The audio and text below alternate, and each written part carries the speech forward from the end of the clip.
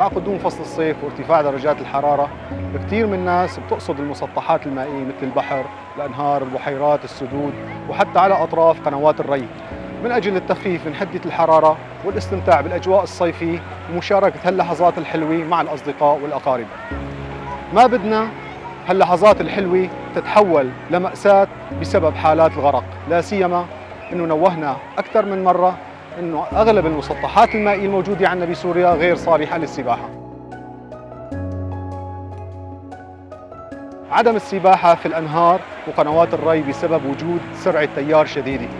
أيضاً عدم السباحة في السدود التجميعية والبحيرات بسبب برودة المياه بتؤدي لشد عضلي وأعماق متفاوتة، وغالباً بتكون الرؤية معدومة.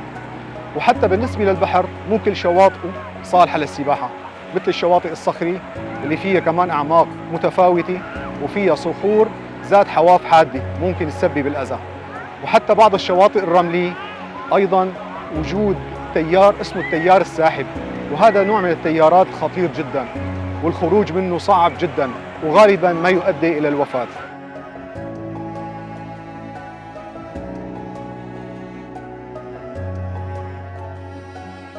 يرجى الانتباه الشديد على الأطفال والسباحة في الأماكن المخصصة للسباحة بوجود المنقذين طبعاً، وما بيمنع اصطحاب بعض أدوات الأمن والسلامة الخاصة أو الشخصية مثل أطواق النجاة المزودة بحبال وستر الطفل.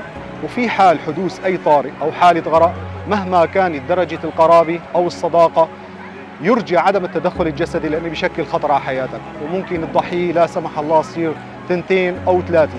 بلغ الدفاع المدني فوراً